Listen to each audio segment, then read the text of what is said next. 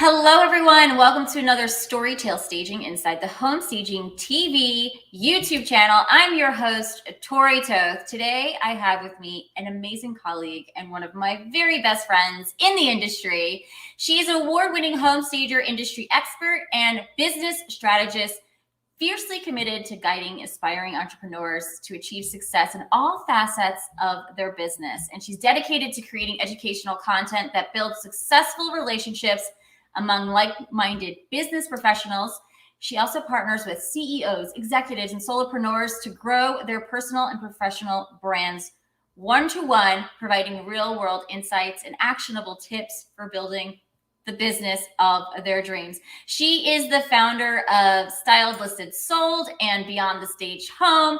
I would love to welcome to the show, Miss Shauna Lynn Simon. It's probably the best introduction I think I've ever had. Thank you, Tori, so much. It's so awesome to be here. I love you, and I love talking with you, and you do so much for the industry. But I mean, we're not even going to be, we're going to be touching on that, but we're talking about something else that's very near and dear to our hearts. Yes. And it is National Cat Day tomorrow, everyone. So October 29th is National Cat Day. And I found out, Shauna, my dear Canadian friend, you celebrate this August 8th. I was going to say, I could have sworn we already had National Cat Day, but it depends on which calendar you're going by. Sure. I'll celebrate tomorrow. I'll post some pictures of my cats. No problem. Yeah. So the holiday started in 2005 to help the public recognize the number of cats that need to be rescued each year. And also just to encourage us cat ladies and cat lovers to celebrate the cats in our lives. So I have 3 cats. You have how many cats right now? I feel like I celebrate them every day, by the way. I don't know that they need a full day just for that, but so I currently have 7. To clarify, though, 4 of them are mine, and I foster cats through my local humane society. So I currently have 3 fosters from 2 different litters right now, so 7 cats in total. It's pretty much a guarantee at least one of them will pop their head into this video at some point. I usually get video bombed by at least 1 or 2 cats. Yeah. I love it. I hope so. I mean, we definitely they need their feature here. And what is your youngest cat at the moment as how many weeks? Just coming up on 6 weeks, I believe. Yeah. So cute. Yeah, and then the next oldest, they're about 5 months and 7 months. And then we hop all the way up to 2 years old. And then I've got a 4-year-old and a 5-year-old. 2 2-year-olds, a 4-year-old, and a 5-year-old. So, yeah. And all my cats are sort of special cases. And I know that's something that you and I, Tori, have in common, that we like to rescue the special case kitties for one reason or another. I don't know, they tend to be attracted to us too, I think, but there's just sort of this mutual. So, I mean, like one of my cats only has one eye. Another one has sort of like a mangled foot and a half a tail. I mean, you know my cats quite well. So you get another one was a feral cat. You wouldn't know it now, but man, have I ever been working hard to domesticate her. Oh, and I think Romy would you want to come say hi, Romy? No, she's just going to sit next to me. We'll see. She might make it on camera or not, but she's one of my fosters, one of the black cat. Which is so appropriate given this time of year. I had a black cat for Halloween. Yeah, and like black cats get a bad rep, right? They do. They are the least likely to be adopted. And it's not a conscious thing. For most people, I don't think most people are saying like, oh, a black cat, I'm superstitious, I'm not going to adopt the cat. But it's easy for us to be swayed by some of those superstitions that we see. I think also because they don't have the same sort of markings that other cats have, their uniqueness doesn't come through as well in photos or just in seeing them visually, as opposed to, their personality. You got to get to know a cat's personality, but it's sort of like a dating app, right?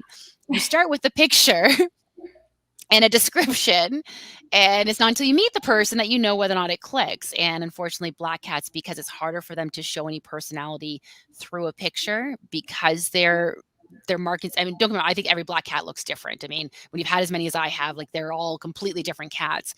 But I think that's part of why people don't get aren't as interested in them. So yeah, I've had black cats too. I love them. I love them all. And that's and that's why we're talking about this subject today, guys. It's a little bit off topic, but we're about to bring it on topic. So Shauna Lynn is a major advocate for rescuing cats, animals in general, but particularly cats. Yeah. And they can really cause havoc on your house when it They comes sure can. time to sell, They sure can. not let Yes. alone even staying, but selling. Yes. Yes. So, how do you manage all of these cats that don't necessarily, they're not living in your home permanently, but how are you managing all these cats?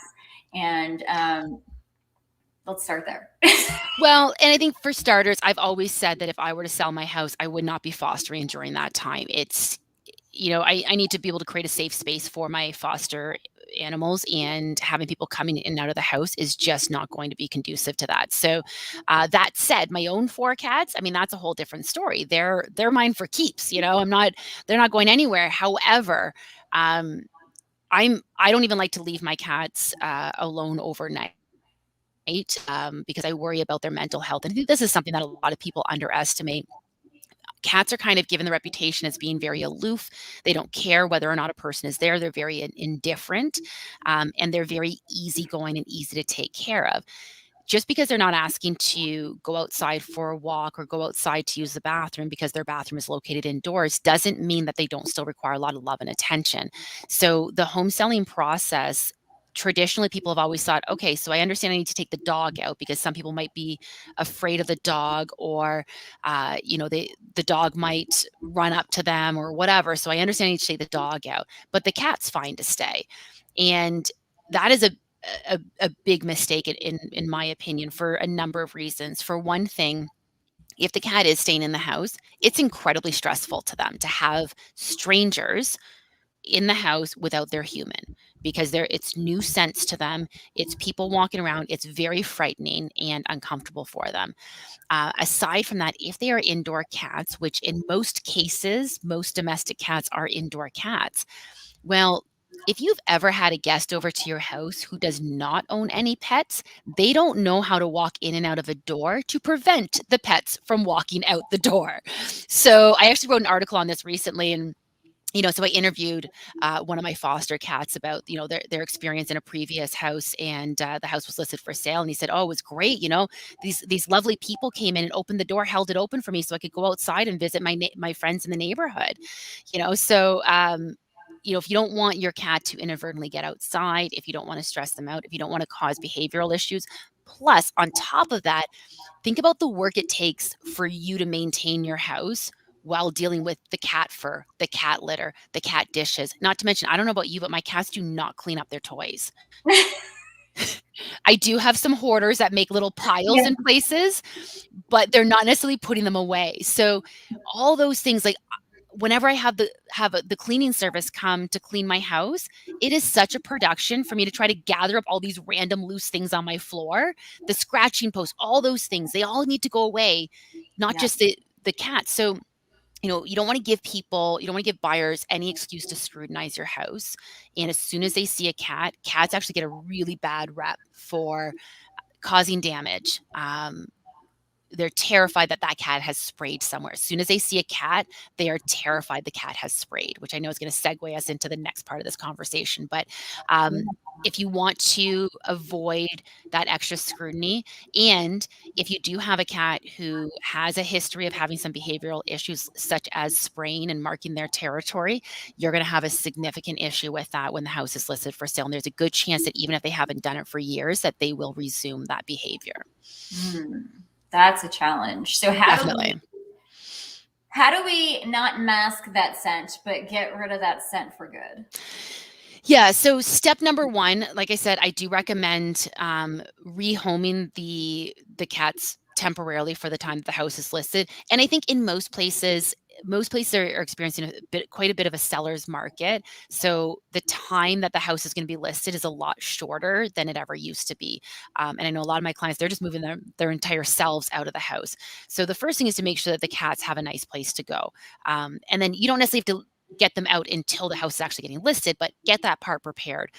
So then the next step, though, is then, like you said, addressing the odors in the house. So the first step to that part of it is determining what is the cause. So are we dealing with simply a stinky litter, or are we dealing with accidents or spraying of some sort?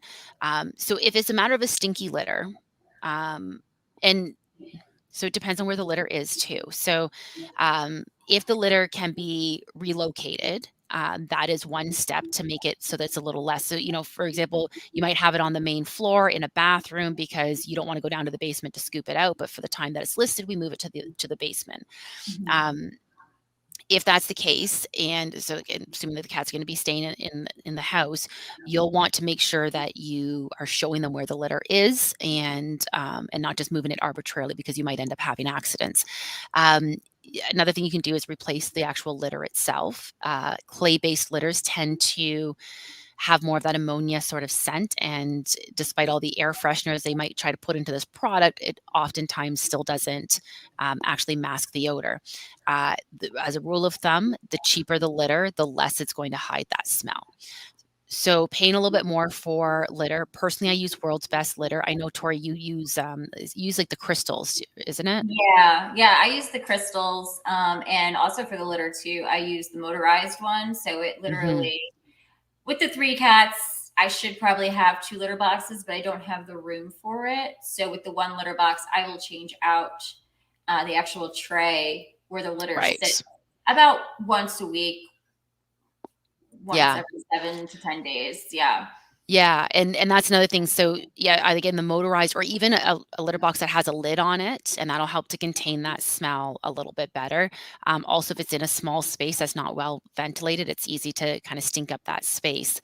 So all of that can be easily managed with fully replacing that litter much more frequently. So, I think most standard litters are recommended to be replaced once a week, depend on the volume of cats. I use World's Best Cat Litter. I find I can usually go close to 2 weeks before fully replacing, even with the number of cats that I have. But I'd be doing that much more frequently. And then, of course, scooping regularly throughout the day as well, just so that nothing has the opportunity to sort of sit and get into the air. But never underestimate the power of opening up windows. Just air out the house, freshen it up a little bit that way. The Wait, one, before you go further though, I yeah. have to put you on just full screen here, and you need to talk about where your litter is. All right, let me hold on a second. Let me just spin this a little bit, give people a real insight. Thanks for making me show my real home office, by the way. So this is my litter house. This is where all of my cats. So on the bottom here, we have litter box, walk-off pad, litter box, bed, walk-off pad, litter box. So I have 3 litter boxes in the cabinet behind me. So it's nice and closed in. It's World's Best Cat Litter. And I can tell you that people come to my house and they're amazed that they do not smell cats in my house, because I I keep on top mean, of it. well, you sit back there all day I long. sit here, yeah, exactly. I mean, don't get me wrong. There are some cases where I'm like, "Whoo, there is no masking that. I'm just going to go and scoop that instead." But no, I mean, I think that again, making sure you're using the right litter. Walk off pads are also important too, because if they're walking onto the ground, then they're potentially traipsing some things with them. The walk off pads help to. It's like when we walk in our house, we're going to wipe our feet on the mat coming in, right? Same thing with the cats. Keep in mind they're not taking shoes on and off or anything, so they need that pad to sort of take some of that off so that it doesn't get dispersed throughout the house. So you're not trailing that Yeah, with I use a tray that's bigger than the actual litter box, so it kind of them. keeps it all contained there. But I love the idea of hiding the litter box as much as possible wherever you Yes. can around your house, and if you can do it in furniture. Yeah, so this is an IKEA hack. It's the Besta cabinets, and I have a YouTube video that I have not put together yet, but I did record everything. I did it. It was short, just before a couple months before COVID hit, and I just haven't had a chance to get to it. But best thing I ever did. So they also do sell products like this. I couldn't find one the size that I needed to be able to really accommodate my numerous cats. And I mean, so I have currently in my house with the 7 cats, I have more litter boxes upstairs because my fosters have their own section. So I have, for 7 cats right now, I have 6 litter boxes. So they generally say however many cats you have, you should actually have 1 more litter box than the number of cats that you have. But let's be realistic. Where the heck are we putting these things? So like the nice thing I is wish that when, we had stacked them like up a tree, like a yeah, flying tree yeah. or something, and then just like go vertical with them. That's why I use the height here. Yeah. So I mean, the nice thing is that The bottom walk-off pad that I don't have the door on, if I were to be selling this place, I could throw a door on there easily, and the cats can actually access it. There's a hole at the back that the cats can access through. So I don't technically need to have the door on, but I choose to have the door off. Anyway, so yeah, so So windows, you were mentioning yeah, windows. like where was I? Yeah, you want to make sure that those are open. You're letting air in. I mean, Yeah. this is even for food, guys. You know, you want to make sure that you've got the freshest air coming in and out before showings. You know what I always tell my clients is if you open up the windows on throughout the entire house, so walk through the house, open up every single window, leave it for about 5 minutes, and then go in the same order you open them in, start closing them all. And that gives a real like that 10, 15 minutes or whatever it is, you'll be amazed at how much better your house is going to smell because it just releases the staleness inside the house. I am someone who loves having the windows open.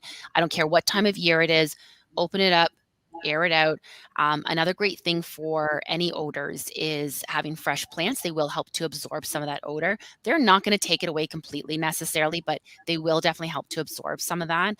But what I do not recommend, and I cannot stress this enough for numerous reasons, I do not recommend artificial air fresheners. It's sort of like if someone were to say, go and have a cigarette and then spray themselves with perfume, they don't smell like perfume. They smell like cigarettes covered by perfume. And I did that once upon a time. So like, I get it. And I knew what I was doing when I was doing it, but I'm like, no, I still smell better. And you're right. You smell better, but it's not perfect still. And there goes a cat into the house. Because people are like, where does the cat go when they go in there? So yeah, he's in his bed now. So yeah, so you don't want to mask it. So you don't do the plugins. The plugins also release a ton of toxic chemicals that is not good for your cats either. And so they cause respiratory issues both for you as humans and for the cats. But that's a whole other thing that I will let you do your own research on that one. I'm not a doctor. I'm not going to get far into that, but just something to be aware of. So I know some people will use like the essential oils diffusers, which are a much more natural scent. Those are not bad. You don't necessarily want it running while people are coming through. They're usually not the most attractive. And you don't want it to, the reason why I don't want you running that when someone's walking through your house is because they will assume you are trying to cover up something as soon as they smell it. So we want to give them the most natural smell possible. So if we're dealing with just like day-to-day cat stuff, airing out the windows, making sure that litter box is clean, washing the floors maybe a little bit more frequently, adding some plants, and maybe, running that essential oils diffuser every once in a while, that's going to cover you pretty well. Another great tip that I have if you don't use essential oils is in your oven, place a baking pan of water with orange slices and cinnamon. Bake it at 350 for about 30 minutes. Your entire house will smell like you just baked cookies. You don't get any yummy cookies afterwards, but you also don't get the mess to clean up, which is great. So, Or so the that's kind of fat or the calories. or the calories. Correct. Yes. So then let's talk about the behavioral issues though, because I think that's the biggest thing that I've been asked several times over the years for a magical carpet cleaner or a magical cleaner to clean out hardwood floors. Yeah. And I am so sorry to tell everyone that it doesn't exist. I can assure you I have tried numerous products over the years, but once that scent gets into those surfaces, it's not coming back out. There are some things that you can do to help some areas. So again, it's going to depend on areas, and I don't know how far we want to get into some of these things, but I'll cover a couple of things. So if it's on a floor like a tile or a concrete floor, basically a fairly non-porous, like where it hasn't seeped through. So carpet is going to seep through.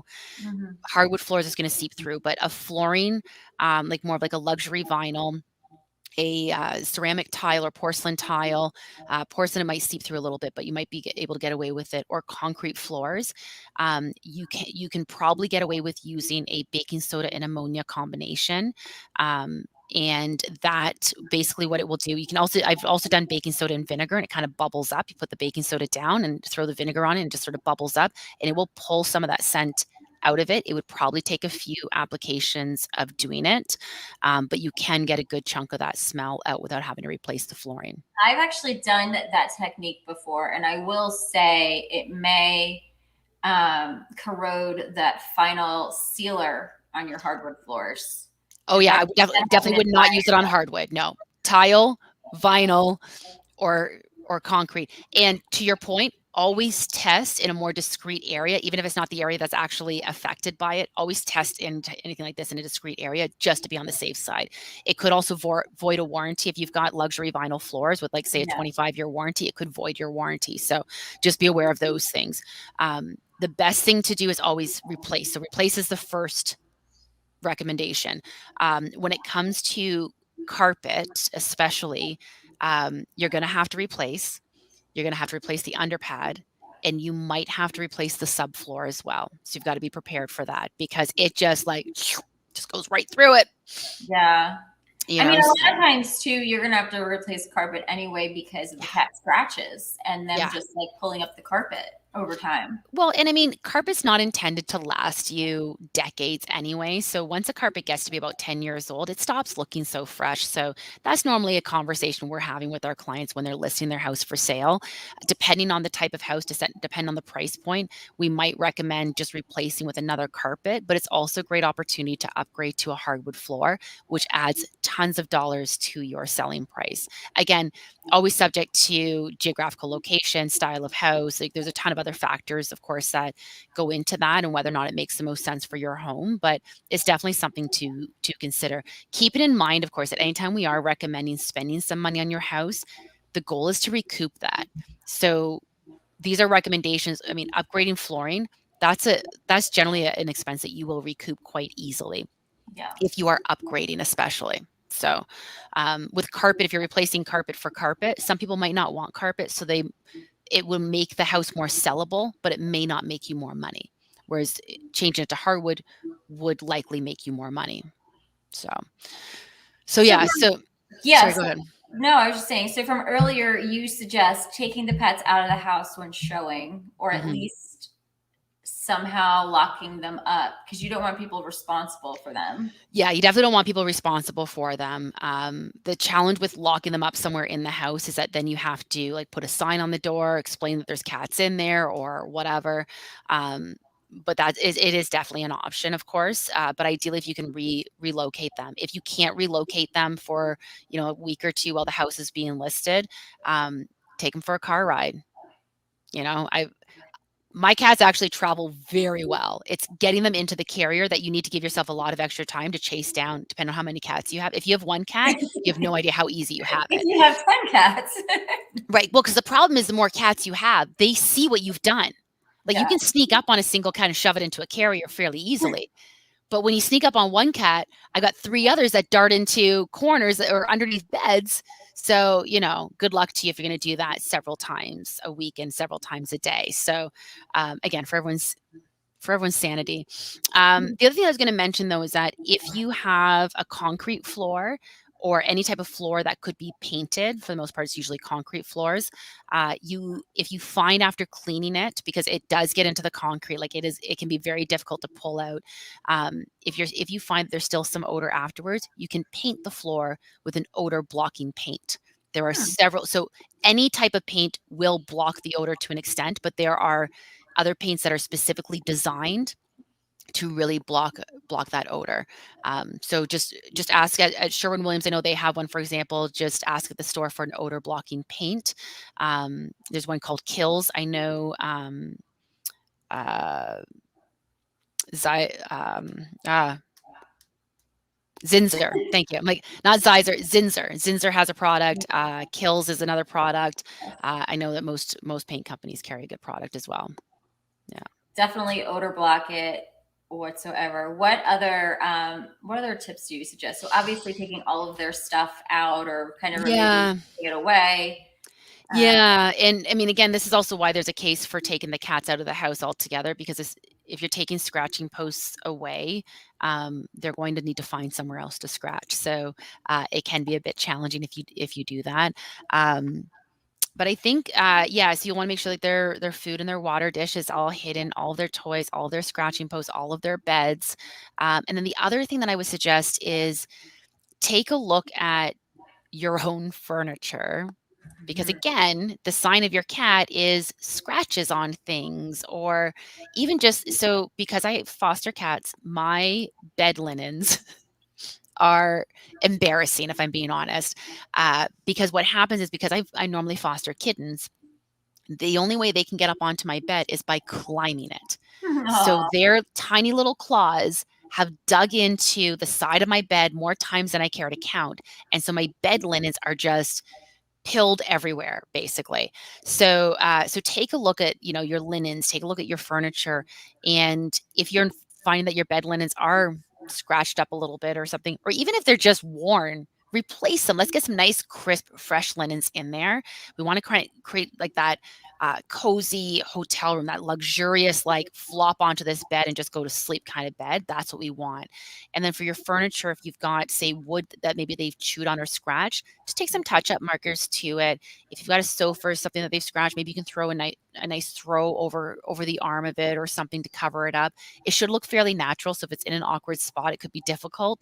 In that case, you might need to consider replacing it altogether. But for the most part, if you can touch up your own furniture, while the people coming through are not going to buy your furniture, how your furniture shows tells them how you've cared for the home, right? Exactly. So they're going to be paying attention to that. Yeah. I would say too, you need to pay attention to your windows, because a lot of times either the cats are kind of going in and out of The the nose. shades, or that they're touching up against the nose, the cats and dogs, and so Yes, that's a really good point. their prints are all over it, or they're licking it, Yeah. or they're just physically breaking the blinds as they're going to see Yeah. what's going on out there. I get my windows cleaned. Well, pre-COVID, I was getting them cleaned about once a year, and I have a guy that would come in, and he thought it was hilarious. Every window just has this line at the same height on all of them, and he's like, "What is that?" I'm like, "That's my cat's noses." Thank you very much. And their paw prints are all over it too, because they're chasing the birds through the windows, of course, or a leaf flies by and they're chasing it. So, I mean, yeah, they definitely you're right. That's a really good point as well. Yeah. And same goes for, again, floors. Obviously, I'm hoping that you're mopping them, but another case for not having the pets in the house while it's listed, because you're having to clean up their paw prints constantly, and their fur. Oh, the fur. Give the place a really good vacuum. Make sure there is no fur tossing around on anyone. And if you're not sure, if you're like, I think we get a little lazy when we have pets. We get to the point where we're like, I know I should probably move that sofa, but I'm not going to do it this time because I don't feel like it. And meanwhile, fur is kind of gathering underneath there. Hire a professional cleaning company. They do a really great job, and they'll make sure they get into every little nook and cranny. But I'm talking, I mean, you want to look at the top of your door frames. Fur will fly up in the air and will land on whatever surface it will find. So tops of your door frames are going to have fur on it, even if if you've got if it's fairly dry in your house, that fur will stick to your walls too. So I'm constantly taking the vacuum like all over all the corners and everything. Plus, you get some cobwebs when you do that too. Yeah, fans, the baseboards, I mean, Everything. it could be everywhere. So you want to kind of stay on top. You want to have a regiment cleaning routine when Yeah. you're on the market. And even like, so if you brush them more frequently, Yes. right? That helps. That definitely helps to reduce the amount of fur that they're putting out there. Yeah, and most cats absolutely love it. I actually strongly recommend an undercoat brush, because even if your cats are indoor cats, they just naturally grow this undercoat, and that's where a lot of their shedding is coming from. So if you can pull most of that out, you will significantly reduce their shedding. I actually used to get one of my cats groomed every spring, and they would do what they call a brush out, and that brush out would pull out like a cat size ball of fur, basically. Like, I swear, everyone always saw it. Come from. She always looked like she was chunky in the wintertime, and people would always comment to me like, "Your cat's put on some weight." I'm like, no, she just gathers up. She was a feral cat for 5 years before I brought her in. So she just gathered up a lot of fur in the wintertime. Her body just naturally did that, no matter, even though she'd been inside for so many years. And so it was ridiculous how big she got. And then they would brush her out, and she's this teensy tiny little thing. It's the cutest thing. Guys, we have a couple minutes left. So if you have any questions about selling your home with pets, let us know in the comments below. Or if you have a tip to share, we'd love to hear that as well. What about outside, Shauna Lynn? Like, mostly with dogs, but even with like the feral cats who decide they're going to infiltrate your backyard. Yeah, definitely check the yard for landmines for starters. I'm Yes. gonna assume everyone knows what I'm referring to when I say landmines. I would prefer not to get more specific or graphic. But yeah, and not only that, but checking where they might have dug things up too. It might require some resodding or reseeding the grass, if they've burnt the grass or if they've dug it up or something. One thing that's really interesting is that cat urine doesn't tend to kill grass, but dog urine does. Yes. So that's if you've got cats, usually the only thing you have to worry about is the landmines. Cats are usually pretty good at finding a nice garden to put that into as fertilizer and burying it back up. So it's not usually as big of an issue, but dogs have no cares in the world. They're like, this seems like a great spot. And they Yeah. just go. If you have your dogs trained to do it in a specific area, that's great. But again, it might mean taking that area and resodding it then because it's probably going to be pretty burnt. You had like an actual little pad for your dog, like a little, was it artificial grass or was it real grass? It was real grass. What was that called? This is when I was in an apartment and she was an older dog. And so I just needed like a place for her to go out in the patio area if we couldn't make it all the way downstairs. So that was a great resource. I'll put that in the comments down below if you guys want to Yeah. check that out. But I would say too, you kind of just need to not be as lazy as you are. If you're used to just having your Yeah. dog go in the backyard, like go for that walk. This way you don't have to clean up Yeah. after them that way, That's because a really good point. we Yeah. used to have the dogs go in the backyard too a lot. And it wasn't until we finished the backyard, we're like, okay, no more actual dog toilet back here. Well, yeah, and you're also familiar with what it's like to have an actual winter with snow and everything with dogs, and so as someone who lives in Canada, of course, there's practically no places in Canada that don't get snow. Though there are some places that don't really get snow, for the record. But in any case, I'm used to be buried in snow, and I know I have a lot of friends who have dogs that the winter time, basically everyone just gets a pass because you can't find it to scoop it up. But let me tell you, spring is messy. Yes. Yes, you need to like walk out there with your boots because it's like, ooh, Yeah. and a number So on keep that in mind if you're planning on listing your house. What is the time of year and what's going to be most conducive to allowing you to stay on top of that? Because if you are selling your house in the winter time, you will still want to ensure that your back porch if you've got a back deck or porch or patio is shoveled off so that the buyers can see that properly. If you have a shed, you'll want to clear a path to that shed. So you want to make sure that you're out there and being diligent still to make sure that the dog hasn't left any presents around those areas for potential buyers.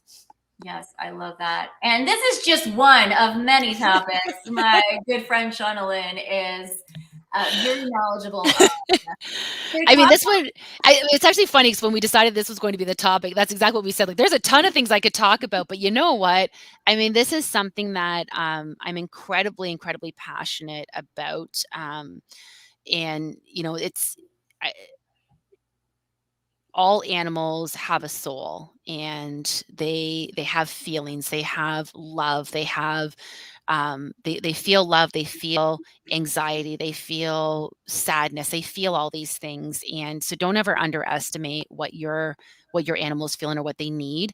And I know that rehoming them sounds stressful, that they're not going to be with you, but if they are in a place that they're getting tons of love and attention, not that they're not going to miss you, but it feels safer to them. And what pets need more than anything is to feel safe, essentially. So the other tip, and talking about safety, the other tip that I have is if you are going to leave your cats in the house, a lot of indoor cats don't have collars because they're indoor cats. Mhm. Put a collar on your cat, ideally with a name tag as well that has a number that someone can call if they do get out, because that is your best chance at finding them. Also, if you don't already have your pet's microchip, please go get them microchip. There's tons of places that do microchipping. It's fairly inexpensive, usually around $20 to $30. They even have these clinics occasionally where they do it super discounted or free. Check with your local Humane Society or SPCA if you have one, and they might be able to direct you to the best place to go for that. But that is your best chance. If your animal does get out, that's your best chance of recovery. Yes, and that's super important. You want to be able to find your fur Yes. baby if he does get out. Do you recommend? So, last kind of note on this, like, do you recommend obviously telling your agent, but having a little sticky note in like on the door, or just having the people be mindful of it. I would generally say the sticky note, what happens is we want people to feel very welcomed and invited into the home, and when you stop them at the door with a sign, and I know we've dealt with this a little bit with COVID as it is, there's immediately that unwelcoming feeling to it. So I would instead recommend, ideally, make sure that your agent knows. And so what agents do when they put a listing up is there's the public notes and then there's the agent notes. So they have, when someone wants to book a showing, those agent notes get shared with them. So that might be things like where the lockbox is, or anything special about like, oh, it's tenanted and therefore, we need 24 hours notice or whatever. So in the agent notes, have them mention that there are pets and to use extra caution. If you do want to put a sign up, I just recommend doing that sign on the inside of the house somewhere that they'll see fairly early on when they're there, but it doesn't just stop them at the door, because again, we want them to feel welcomed coming into your house. Yeah, and same holds true with the beware of dog signs on the fences. Yeah. Right? That's literally like, do I go in there? Yeah, exactly. The no soliciting sign, the no trespassing sign, all of these signs have got to come down when you are. Also, another thing that I should mention too, when we talk about, speaking of signs, kind of got me thinking about this. So when we talk about removing evidence of your pets, another thing to remove is, and this is if you have pets or not, is things like this lovely gallery wall I've got behind me here, where you see I've got all sorts of cat stuff up there. That should not be in a listing, because what that says is that I am a crazy cat lady. So even if I don't have a single cat in this house, they're going to assume that I do just because of this wall. So if you have, the welcome mat that has your cats on it with their names on it, if you have tea towels with cats on it, if everything you own has cats on it, or you have even like little figurines of dogs around, like, oh, because I've got Scotty dogs or I've got Dashin dogs, and whatever you've got, your calendar is all about animals, like all those things might seem so arbitrary, but it's amazing what people will pick up on as they're going through the house. And so as soon as I see that someone has any sort of animal portrait of some sort, or any sort of like replica of an animal, I assume they are an animal person. So if they don't have an animal right now, at some point I can pretty much guarantee there was an animal in that house. And that's what I'm going to be thinking about. Yes, very, very good tip. I love all the knowledge that you've dropped here today. And yeah, I talk about more things than just cats. I swear I do. I talk about And we lots will of. have you back on to talk about more of those Yes. things. Where can people find you? So if you are a home seller real estate agent in the Kitchener, Ottawa? Waterloo. Waterloo area. I should know this. It's okay. Why would you? It's all good. She's never come to visit me, but that's okay. We're working on that. She made it really close one time. So yeah, if you're in the Kitchener-Waterloo area, you can check us out at beyondthestagehomes.com. For everyone else, if you're looking for business coaching, if you're interested in becoming a home stager and you want to learn a little bit more about it, if you're a practicing home stager and you want to up-level your game a little bit with some additional continuing education courses, best way to find me is actually at aboutshaunalynn.com. And Shauna Lynn is spelled with a U and 2 N's. So aboutshaunalynn.com, and that has all the links for all the things basically. So that's usually the easiest way to find me. I love it. Thank you so much. Make sure that you go show her some love. Yes. Check her out on all the social media platforms. I am on them. And let us know down below in the comments what you learned from this video. And of course, if you have any tips on this topic, be sure to share those as well. Thank you guys so much for joining us.